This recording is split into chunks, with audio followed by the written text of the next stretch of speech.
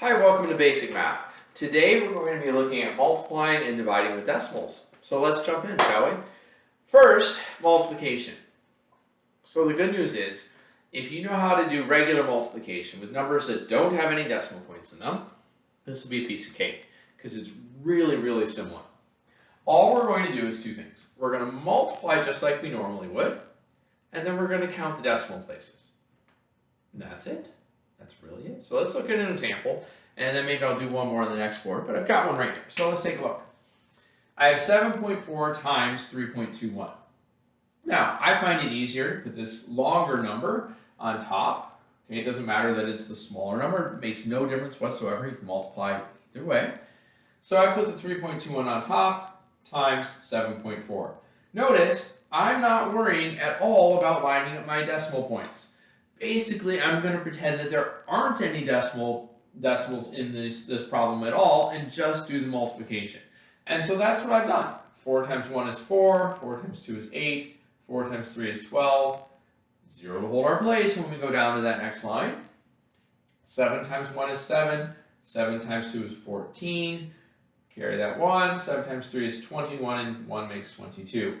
I then add all those numbers together, just like you would with a regular multiplication problem, giving us 4, 15, so we carry a 1, gives us 7, 1 and 2 is 3, and 2.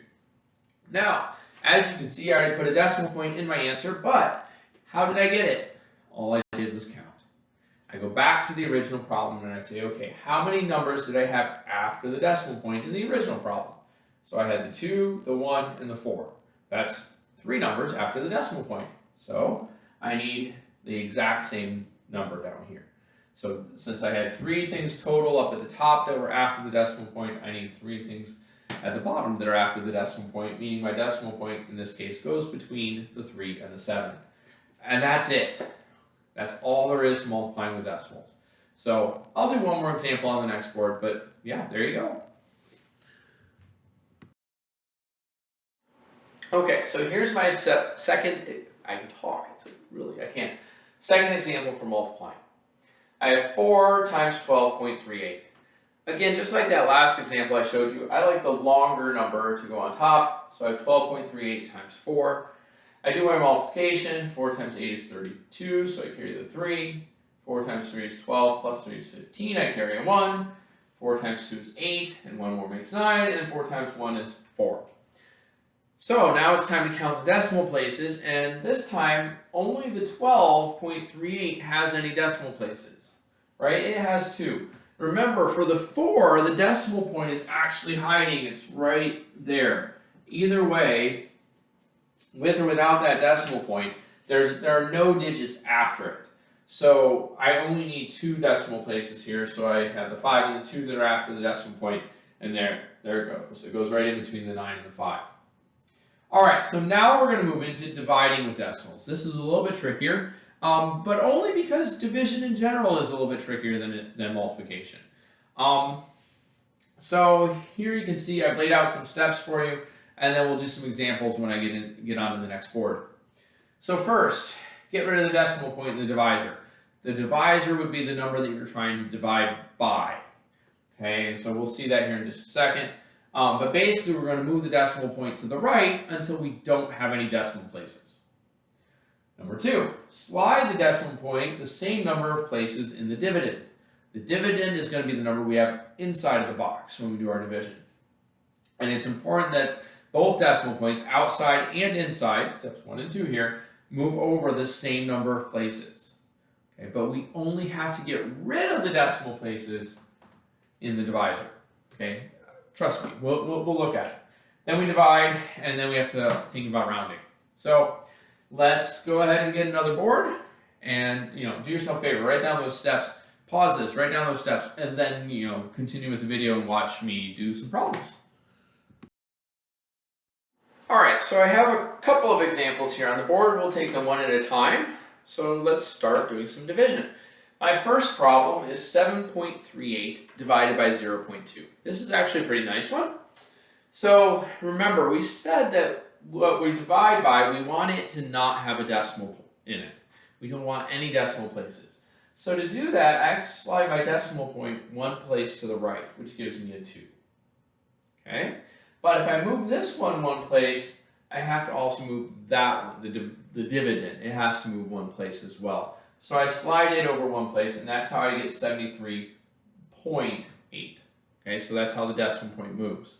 Now you'll notice I put a little arrow above the decimal point. Hopefully you can read that in the video, but I put a little arrow because our decimal point is going to end up coming straight up when we're done. So once we move our decimal points and set it up, now we just go ahead and divide. 2 goes into 7 3 times. 3 times 2 is 6.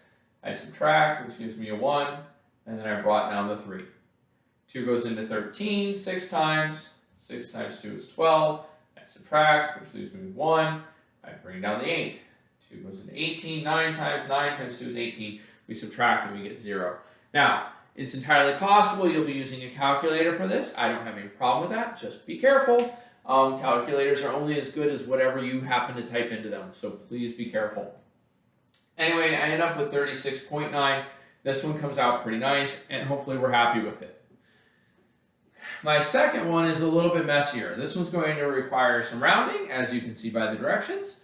So we have 9 divided by 0.7, and we want to round to the nearest hundredth. So importantly, actually, when I wrote this problem, this decimal point wasn't there. It was just 9. But remember, any number is a decimal if you just put the decimal at the end. So since I'm dividing by 0.7, again, I have to slide my decimal point over one spot so I can have a 7 on the outside. And I have to do that with a 9 as well, but this time, in order to go over one spot, I have to add a 0. So my 9 turns into 90. There we go. Now we're ready to divide. So this one's a mess. You can see what happened. I'll let you follow through that lovely bit. But basically 7 went into 9, I subtracted and got 2, and I just keep dropping zeros and going through it. It's loads of fun. And so what you'll see is I wanted to round to the nearest hundredth. That's actually 2 decimal places, right? That would be right there, that 0. But remember, if we're going to round, we have to know the next number. Right? We talked about this in a different video. You have to know the next number. So that's why I actually put 3 zeros here. I know that I can't finish this problem until I get to that thousandths place to give me something to round with. So as you can see, when I do my division, I got 12.857. If you can see it barely way down here at the bottom of the board, this problem was still going. This one would go on forever if you allowed it to. Don't do that. Really bad plan. So instead, we're going to follow the directions. Since we have the thousandths place now, I can see that my hundredths place is a 5, my thousandths is a 7, which bumps the hundredths up to 6. So we get 12.86. And there you go. That's multiplying and dividing with decimals. So good luck.